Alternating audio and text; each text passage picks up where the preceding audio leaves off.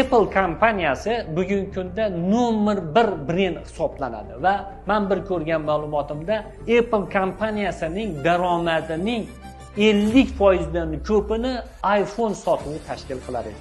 Boshqa dasturlash tillarini bir tiyinga olmaydi. Qo'pol qilib aytsak ham, Brian Tracy time managementga va maqsad qo'yish va unga erishish bo'yicha ekspert hisoblanadi. Dunyoda eng kuchli ekspertlardan biri va umrining 30 yilini time managementni o'rganishlikka sarflagan.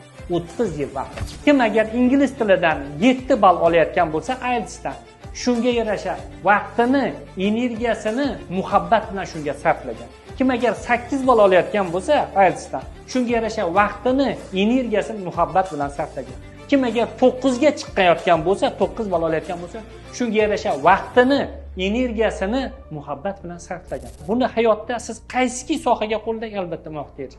Farqi yo'q. Siz agar oshpaz bo'lmoqchidirsiz, boshqa kasb egasi bo'lmoqchidirsiz, demak nima bo'lishi kerak? Mana shu qoida orqali harakat qilishligingiz kerak bo'ladi.